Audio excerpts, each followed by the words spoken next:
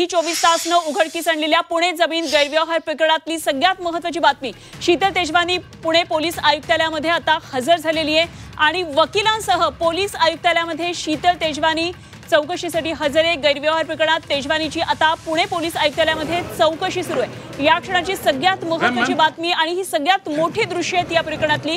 पुण्यातल्या मुंढवा जमीन गैरव्यवहार प्रकरणामध्ये सगळ्यात महत्त्वाची घडामोड ती म्हणजे या संपूर्ण प्रकरणामध्ये अत्यंत महत्त्वाची भूमिका ज्या व्यक्तीने बजावलेली होती ती शीतल तेजवानी झी 24 तासच्या कॅमेरामध्ये चित्रित झाली आहे। पुणे पोलीस आयुक्तालयामध्ये आज कागदपत्रांसहित हजर राहा पोलिसांनी आदेश दिलेले होते, त्याप्रमाणे शीतल तेजवानी कागदपत्रांसहित हजर झालेली आहे। मात्र गेल्या 15 दिवसांपासून शीतल तेजवानी नेमकी कुठे होती, या संदर्भात काय करत होती, एवढी मुभा वेळेची का दिली गेली होती, असे अनेक प्रश्न आता या निमित्तानं उपस्थित होतात।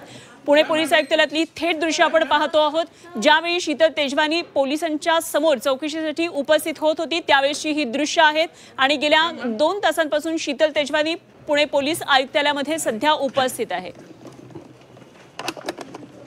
तर जेव्हा शीतल तेजवानी पुणे पोलीस आयुक्तालयामध्ये नेमकी आली होती त्यावेळी काय घडत होतं, कसं नेमकं सगळं कॅमेऱ्यामध्ये चित्रित झालं, आमचे प्रतिनिधी चंद्रकांत फुंदे फॉलो करत होते। नेमकं त्यावेळी काय घडलं एकदा आपण हे पाहूया। सीसीपी आर्थिक विभाग माशाळकर विवेक माशाळकर सरांचं ऑफिस आहे, इथंच ते आतमध्ये आहेत। आता आपण गेट उघडून जाण्याचा प्रयत्न करू, आत लावून घेतलेलं बघा गेट त्यांनी, आपण तिकडून प्रयत्न करूया। इथं त्यांची चौकशी होणार आहे, इथं ते त्यांची इन्क्वायरी होऊ शकते। आपण मॅडम काय तुमची भूमिका आहे प्लीज सांगा ना। ते समोर दिसते तोंड शीतल तेजवानी आहेत, आपण प्रेक्षकांना दाखवूया।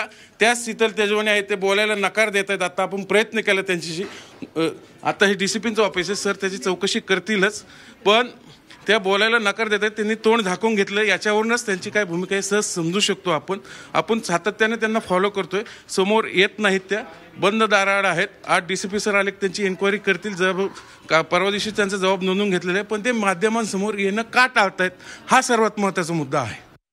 झी 24 तासच्या या सुपर एक्सक्लुझिव्ह लाईव्ह मध्ये आता सहभागी होते आमचे प्रतिनिधी निलेश खरबरे। प्रत्येक घडामोड पुणे पोलीस आयुक्तालयातली टिपली जाते। आमचे 2 प्रतिनिधी या संपूर्ण घडामोडीवर लक्ष ठेवून आहेत आणि यामध्ये निलेश खरबरे आमचे प्रतिनिधी आता आपल्याबरोबर जोडले जातात। निलेश, या क्षणाची सगळ्यात महत्त्वाची घडामोड आपण झी 24 तासवर दाखवतोय। पुण्यामधल्या जमीन गैरव्यवहार प्रकरणात अत्यंत महत्त्वाची भूमिका जिने बजावलेली होती शीतल तेजवानी आज कॅमेऱ्यात कॅप्चर झाली आहे। झी 24 तासच्या कॅमेऱ्यात पहिल्यांदा शीतल तेजवानी आता दिसलेली आहे।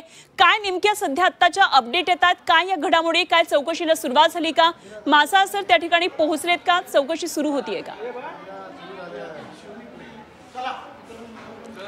अनुपमा, नक्कीच खरं तर संपूर्ण महाराष्ट्राचं लक्ष लागलं होतं की शीतल तेजवानी या नक्की कोण आहेत आणि त्या थेट आता झी 24 तासच्या कॅमेऱ्यामध्ये कैद झालेल्या आपल्याला पाहायला मिळतात। मागील 2 तासांपासून ते या पुण्यातील आर्थिक गुन्हे शाखा विभागामध्ये आहेत। सुरुवातीला त्यांची त्या आर्थिक गुन्हे शाखेचे जे पी आहेत त्यांच्याकडे त्यांचं स्टेटमेंट नोंदवण्यात आलं, त्यानंतर आता ते 40 मिनिटांपासून या ठिकाणी जे आयुक्त जे आहेत आर्थिक गुन्हे शाखेचे जे उपायुक्त आहेत मासाळकर साहेब त्यांच्या केबिनमध्ये या ठिकाणी बसून आहेत। आपण या ठिकाणी पाहतोय की मागील 40 मिनिटांपासून या ठिकाणी ते बसून आहेत आणि अजूनही दरवाजा उघडलेला नाही। मात्र महत्त्वाची माहिती म्हणजे या ठिकाणी असे आलेली आहे की मासाळकर जे आहेत आर्थिक गुन्हे शाखेचे उपायुक्त ते त्यांच्याशी बोलणार आहेत। मात्र त्यापूर्वी त्यांची वरिष्ठ पातळीवर एक बैठक सुरू आहे आणि वरिष्ठ अधिकारी जे आहेत अर्थात सीपी असतील किंवा जॉईंट सीपी असतील त्यांच्यासोबत या ठिकाणी आता बैठक सुद्धा सुरू असल्याची माहिती मिळते आहे। काही मिनिटांपूर्वी अधिकारी या ठिकाणी खाली आले होते, मात्र पुन्हा त्यांना एक फोन आला आणि पुन्हा ते वरिष्ठ अधिकारी जे आहेत ते वरती गेलेले आहेत। मात्र या ठिकाणी वरिष्ठ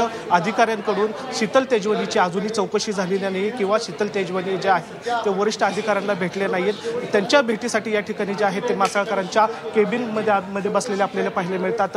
खरं तर या चौकशीमध्ये नेमकं त्यांना काय विचारलं जातं हे महत्त्वाचं असणार आहे, कारण परवा दिवशी त्यांना जबाबासाठी बोलवण्यात आलं होतं, त्यावेळेस त्यांच्याकडे काही डॉक्युमेंट्स होते ते अर्धवट होते अशी माहिती मिळत आहे। त्यामुळे ते पुन्हा एकदा जे डॉक्युमेंट्स आहेत ते घेऊन आलेले आहेत आणि ते आता आपल्या वकिलासोबत जे उपायुक्त आहेत आर्थिक गुन्हे शाखेचे मासाळकर त्यांच्यासोबत या ठिकाणी बसलेले आपल्याला पाहायला मिळतात। मात्र अजूनही ती चर्चा जी आहे ती सुरू झालेली नाही आहे। काही वेळातच वरिष्ठ अधिकारी जे आहेत ते या ठिकाणी खाली येऊन त्यांच्याशी चौकशी करतील किंवा त्यांची जी माहिती आहे किंवा कागदपत्र आहेत ती तपासणार असल्याची या ठिकाणी माहिती मिळते। मात्र अजूनही चौकशी झाली नाही। प्राथमिक चौकशी जी आहे ती PI पेरोलचे जे अधिकारी आहेत त्यांच्याकडून झालेली आहे, मात्र वरिष्ठ अधिकारी जे आहेत ते त्यांची वाट पाहत बसलेले आहेत. मात्र अजूनही या ठिकाणी पाहतोय की अधिकारी जे आहेत ते येत आहेत जात आहेत. मात्र शीतल तेजवानी जे आहेत ते आतमध्ये केबिनमध्येच बसून आहेत.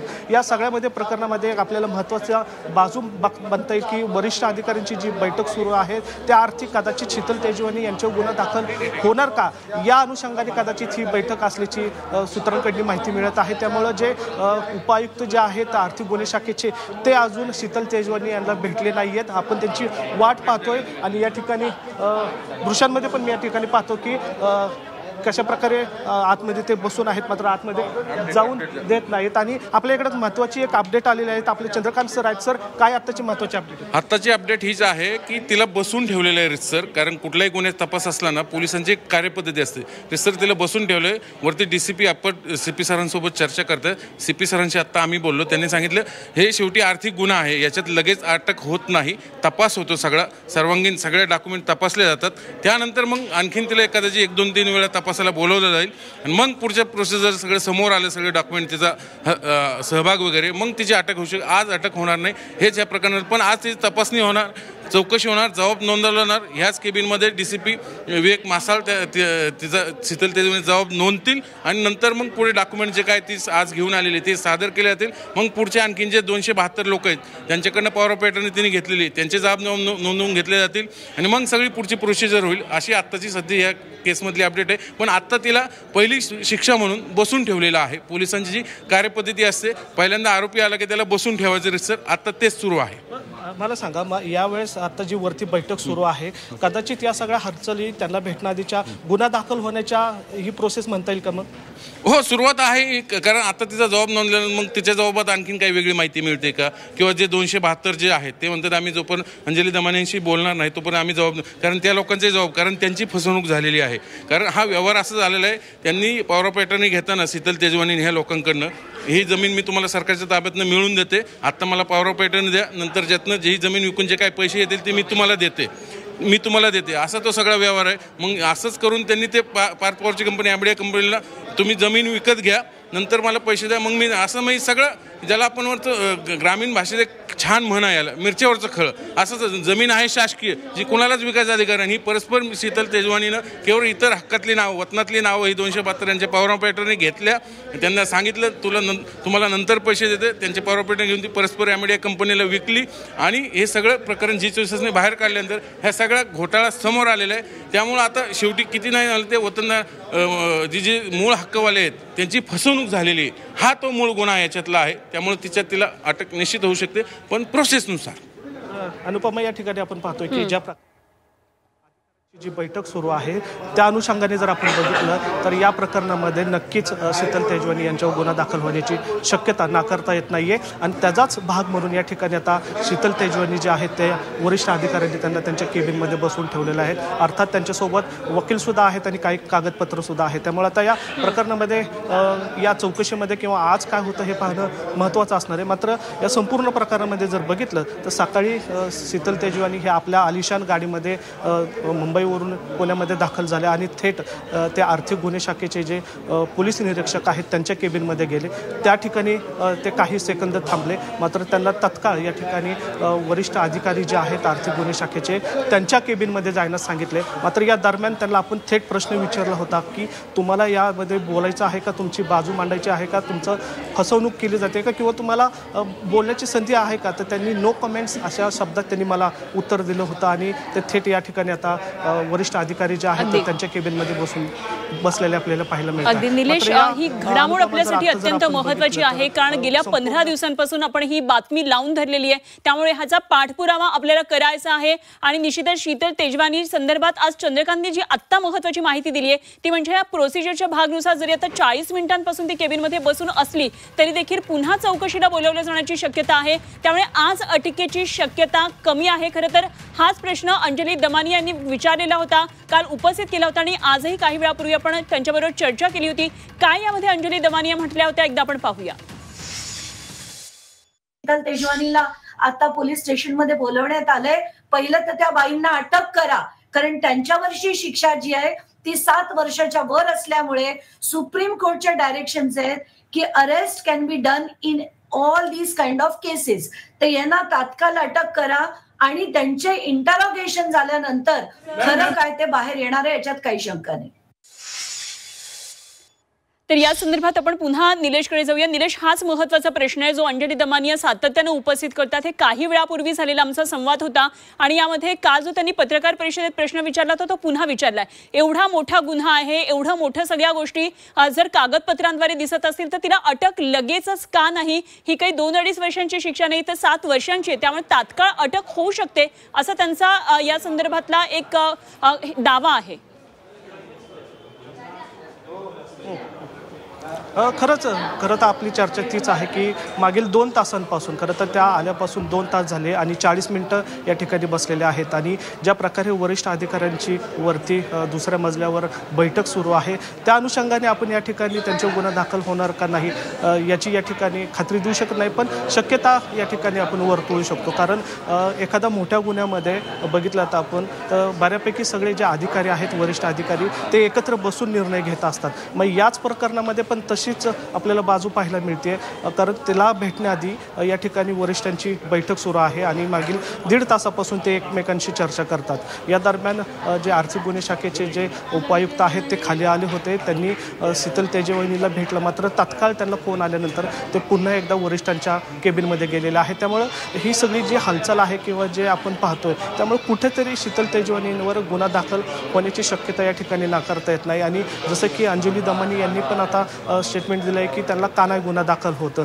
तर ते एवढ्या मोठ्या व्यवहारामध्ये गुन्हा दाखल व्हायला पाहिजे होता, मात्र कायदेशीर बाजू तपासूनच या ठिकाणी गुन्हा दाखल केला जाईल असं वरिष्ठांचं म्हणणं आहे. आणि कदाचित तसं सुरुवातसुद्धा या ठिकाणी झालेली आपल्याला पाहायला मिळतात आणि ज्या प्रकारे वरिष्ठांची जी बैठक सुरू आहे त्यामुळं कदाचित यावर गुन्हा दाखल होण्याची शक्यता आहे. पण मात्र काही वेळ आपण थांबूयात, कारण अजून वरिष्ठांकडून शीतल तेजवण्यांची जबाब घेतला नाही आहे, त्यामुळं काही चित्र येणं स्पष्ट होणं अपेक्षित आहे. मात्र ज्या हालचाली सुरू आहेत त्या हालचालीवरनी काही प्रमाणात तरी या ठिकाणी शीतल तेजवानी यांच्यावर गुन्हा दाखल होण्याची शक्यता आहे. आणि या प्रकरणात जर बघितलं तर शीतल तेजवानी ह्या केंद्रबिंदू आहेत. खरं तर त्यांनीच या जमीन ज्या आहेत 275 जे वतनदार आहेत, मूळ मालक आहेत, त्यांच्याकडनी पॉवर अटर्नी घेतली आणि दुसरीकडे म्हणजे त्यांचंही खोट्या अगदी निलेश. आणि खरं तर यामध्ये आणखी एक महत्त्वाचा मुद्दा, ठीक आहे की आज पोलिसांकडे चौकशीसाठी त्या आलेल्या आहेत, पोलीस आयुक्तालयामध्ये हजर आहेत, मात्र एकंदरीतच हे सगळं प्रकरण झाल्यानंतर आता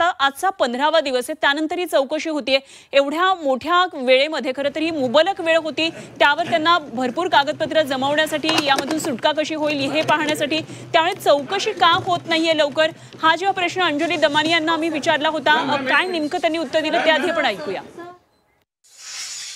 अपेक्षा अशी आहे की मला असं वाटतंय की आत्ताच्या घटनेला कुठेतरी, हे मी माझं सांगते म्हणजे माझं पॉलिटिकल रिडिंग सांगते की याच्यात आत्ताच्या घटनेला ही कारवाई होताना का दिसतेय, कारण कदाचित भाजपला थोडस ऍक्शन अजित पवारांवर घ्यायची होती, पण याच्यात कुठलीही दिरंगाई न करता याच्यावर हे सगळं झालं पाहिजे, चौकशी झाली पाहिजे.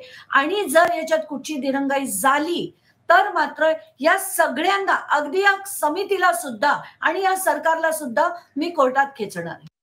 अंजली दमानिया यांनी हा इशारा दिला आणि कोर्टामध्ये खेचण्याचा हा इशारा आहे. अगदी ती समिती असू देत, काही अनेक सरकारी अधिकारी आहेत आणि त्यांची सगळी लिथाजी यामध्ये आपल्याला पाहायला मिळालेली होती संपूर्ण प्रकरणामध्ये. निलेश, तुम्ही सुद्धा यावर लक्ष ठेवून होतात, त्यामुळे आता जर एवढा वेळ मिळालेला असेल आणि भरपूर कागदपत्र जमा करून सुटकेसाठी काही मार्ग काढलेले असतील तर अर्थातच संपूर्ण यंत्रणेचा हा दोष म्हणावा लागेल जर असं काही झालंच तर.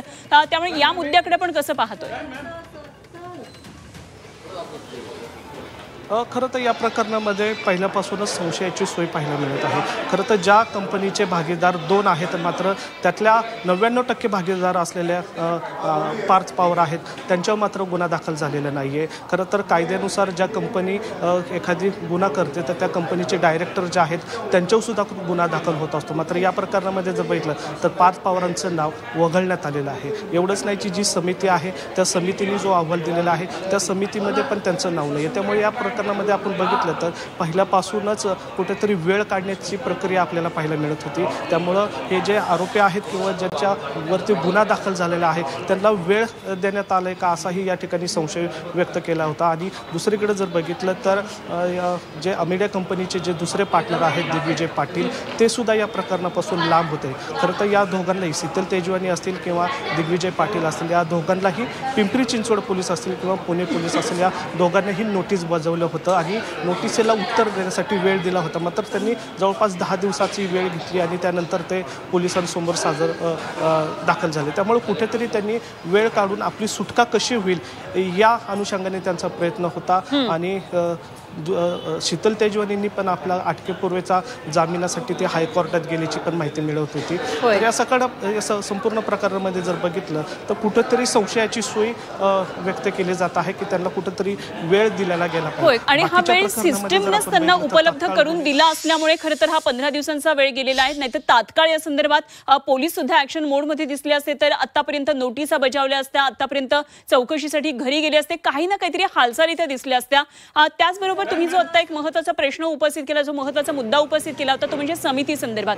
राजेंद्र मोठे समितीचा अहवाल काल येणं आणि त्याचबरोबर खारगे समितीच्या अहवाला संदर्भात सुद्धा खरं तर अंजली दमानिया यांनी काही महत्त्वाचा मुद्दा उपस्थित केलाय. आपण आधी तो ऐकूया. आज खरगे समिती पुढे मी का जाणार आहे, कारण या सगळ्या गोष्टी त्यांच्या पुढे मांडणं गरजेचं आहे. आणि ते मांडल्यानंतर जर त्यांनी काही केलं नाही तर मला कोर्टाचा दरवाजा ठोठावता येतो. तोपर्यंत जोपर्यंत माझे लीगल रेमेडीज आहेत, कारण सरकार उद्या उठून म्हणेल तुम्ही कोर्टात का गेला, आम्ही तर इथं समिती बनवली होती, त्यांच्या पुढे तुम्ही हे मांडायचं होतं. तर म्हणून मी त्या समिती पुढे जाणार आहे. ही समिती काही करणार नाही. जसं त्या मोठ्या समितीचं झालं, ती मोठी समिती तर आता बावनकुळे म्हणतात ती अस्तित्वातच नव्हती, ती काही खोटीच समिती होती. आता सगळीच गंमत आहे. त्यामुळे मला जाण्याचं काम मी नक्कीच करेन, पण त्याच्यापुढे मला हे जे आहे ते कोर्टात या गोष्टी मांडाव्या लागतील, जे मी मांडणार आहे आणि ताकदीने मांडणार आहे. तर या क्षणाची सगळ्यात महत्त्वाची आणि मोठी बातमी आपण झी 24 तासवर पाहतोय ती म्हणजे पुण्यातल्या जमीन गैरव्यवहार प्रकरणामध्ये शीतल तेजवानीची आता पुन्हा चौकशी सुरू झालेली आहे. कालही तिला चौकशीसाठी बोलावण्यात आलेलं होतं, मात्र आता पुढच्या वेळी येताना कागदपत्रांसहित चौकशीला या अशा सूचना पोलिसांनी दिल्यानंतर आता शीतल तेजवानी पुण्यामधल्या पोलीस आयुक्तालयाच्या कार्यालयामध्ये चौकशीसाठी दाखल आहे. आपल्या विविध फाईल्स घेऊन, कागदपत्र घेऊन वकिलांसहित शीतल तेजवानी पुणे पोलीस आयुक्त कार्यालयामध्ये सध्या आहे आणि गेल्या 40 मिनिटांहून आता अधिक वेळ झालेला आहे. या केबिनमध्ये शीतल तेजवानी बसून आहे. गेल्या 2 तासांपासून या संपूर्ण परिसरामध्ये ती आहे. त्यामुळे काय नेमकं या प्रकरणामध्ये आता पुढे होतं हे बघणं खूप महत्त्वाचं ठरणार आहे. मात्र CP जे पुण्याचे आहेत ते आता काही वेळामध्ये या संदर्भात बैठका घेतात असंही कळतं आहे. त्यामुळे पुणे आर्थिक गुन्हे शाखेचे जे उपायुक्त आहेत विवेक मासाळ काही वेळामध्ये शीतल तेजवानीची भेट घेऊन या संदर्भातली कागदपत्र तपासणार असल्याचं कळतंय. आमचे पुण्यातले 2 प्रतिनिधी या संपूर्ण घडामोडीवर लक्ष ठेवून आहेत. प्रत्येक बारकाईने ही गोष्ट टिपली जाते. शीतल तेजवानी जी गेल्या 15 दिवसांपासून लपून होती, अखेर ती झी 24 तासच्या कॅमेऱ्यामध्ये चित्रित झालेली आहे. पुणे पोलीस आयुक्त कार्यालयामध्ये आज ते चौकशीसाठी हजर झाल्यानंतर झी 24 तासच्या कॅमेऱ्यानं चित्रित केलेल्या आहे शीतल तेजवानीला. गेल्या जेव्हापासून हे प्रकरण उघडकीला आलं होतं तेव्हा फक्त फोटोमध्ये दिसणारी शीतल तेजवानी आज पुणे पोलीस आयुक्तालयामध्ये झी 24 तासच्या कॅमेऱ्यामध्ये चित्रित झालेली आहे. पुण्यातल्या मुंढवा जमिनीचं हे मोठं गैरव्यवहार प्रकरण आहे. अनेक मोठमोठी नावं ह्या संपूर्ण प्रकरणामध्ये पुढे आल्यानंतर राज्याच्या राजकारणामध्ये मोठी खळबळ उडालेली होती. राज्याचे उपमुख्यमंत्री अजित पवार यांचे चिरंजीव पार्थ पवार यांचं नाव पुढे आलं होतं. त्यांची कंपनी असलेल्या, त्यांचा 99% शेअर असलेल्या अमेडिया कंपनीचं यामध्ये पुढे नाव आलेलं होतं. हा व्यवहार रद्द झाल्याचा तात्काळ प्रतिक्रिया दिली. मात्र हे व्यवहार, हा जो गैरव्यवहार होता तो किती आतमध्ये मुरलेला आहे हे सगळं या प्रकरणामध्ये आता पुढे येते. 15 दिवसानंतर शीतल तेजवानी तिच्या कागदपत्रांसह आली आहे. त्यामुळे तिला मुबलक वेळ या सगळ्या गोष्टीवर रिसर्च करण्यासाठी मिळालेला आहे. त्यामुळे आता हे सगळं प्रकरण पुढे कसं जाणार हे बघणं खूप महत्त्वाचं असेल. निलेश खरबरे आमचे प्रतिनिधी आपल्या बरोबर आहेत आणि या संदर्भात पुन्हा एकदा आपण चर्चा करूया निलेश बरोबर. निलेश, ब्रेकवर जाण्यापूर्वी अंजली दमानी यांचा एक महत्त्वाचा मुद्दा आपण उपस्थित केला होता, तो म्हणजे समिती संदर्भातले. राजेंद्र मोठे या समितीवर बावनकुळेंनीच खरं तर प्रश्न उपस्थित केल्यामुळे एकंदरीतच महसूल यंत्रणेमध्ये समन्वय आहे का, हे अशा प्रकारच्या समित्या नेमल्या जातात आणि या समितीचा काही संबंध नाही अशा प्रकारे बावनकुळेंनी उत्तर दिलं होतं. मात्र आज जेव्हा खारगे समितीसमोर अंजली दमानी उपस्थित होणार आहेत तेव्हा काही महत्त्वाचे कागदपत्र घेऊन जाणार आहेत, कारण कोर्टात जाण्याआधी समितींसमोर ही कागदपत्र देणं त्यांच्या समोर सादर करणं गरजेचं असल्याचं त्यांनी म्हटलेलं आहे. त्यामुळे समितींच्या एकंदरीतच या प्रकरणामध्ये ज्या समित्या नेमल्यात काय काय नेमके त्यांच्याकडून अपडेट येत होत्या.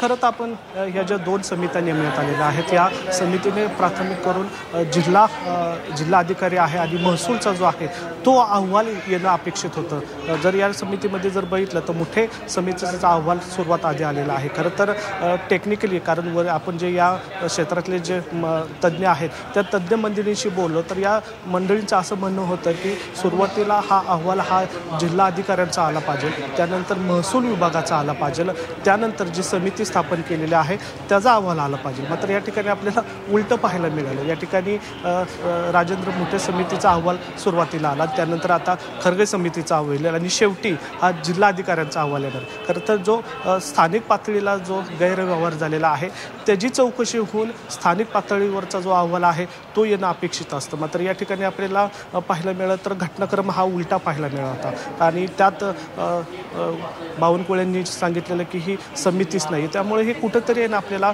संशयाच्यास्पद आपल्याला सगळं पाहायला मिळत होतं. मात्र आता हे समिती स्थापन केलेल्या आहेत. या समितींचा पण जो रिपोर्ट आलेला आहे त्याच्यावर पण आता काही जणांनी आक्षेप घेतलेला आहे. अर्थात महाराष्ट्र संपूर्ण पाहतच आहे की ज्या समितीने अहवाल दिलेला आहे त्या अहवालामध्ये काहींची नावं वगळण्यात आलेलं आहे तर काहींना या ठिकाणी आपली बाजू मांडण्याचाही वेळसुद्धा दिलेली आहे. त्यामुळं या प्रकरणामध्ये आणखीन कोण मोठा अधिकारी आहे का, कोण मोठा नेता आहे का, त्यांना वाचवण्याचा प्रयत्न केला जातो का असा सवाल या ठिकाणी उपस्थित होतो. त्यामुळं ज्या समिती स्थापन करण्यात आलेल्या आहेत त्यामुळे त्या समितींच्या अहवालाबाबत पण आता शंका निर्माण केली जाते. सर्वसामान्य लोकांचं असं म्हणणं आहे की या समितीने जे अहवाल दिलेले आहेत तो काहीतरी तुचपुंजा अहवाल दिलेला आहे, जेणेकरून हे प्रकरण जे आहे ते वेगळं शिफ्ट झालं पाहिजे आणि या प्रकरणातले जे महत्त्वाचे जे आरोपी असतील किंवा जे महत्त्वाचे नेते आहेत त्यांना सेफ ठेवता येईल का अशा अनुषंगाने हा समितीने अहवाल दिलाय का अशी ही चर्चा या ठिकाणी रंगलेली पाहायला मिळते. मात्र या प्रकरणामध्ये आणखीन 2 अहवाल यांना अपेक्षित आहेत, एक महसूल विभागाचा आणि दुसरा जिल्हाधिकारी यांचा. मात्र ते अहवाल अजून आले नाहीये, त्यामुळे शंकेला वाव आहे अनुपमा. अर्थात आता या प्रकरणामध्ये पोलिसांचाही रोल महत्त्वाचा आहे. आता हे प्रकरण आर्थिक गुन्हे शाखेकडे दाखल झालेलं आहे, त्यामुळे आर्थिक गुन्हे शाखा हे प्रत्येक गोष्ट पाहून तपासूनच पावलं निश्चितच निलेश, आणि म्हणूनच आपल्याला ही प्रत्येक घडामोड झी24 तासच्या प्रेक्षकांना दाखवायची जरूर असे संपर्कात राहा आणि नजर ठेवून राहा. आपण वेळोवेळी या संदर्भात चर्चा करूया. तुर्तास धन्यवाद दिलेल्या या सगळ्या सविस्तर माहितीसाठी निलेश आणि चंद्रकांत.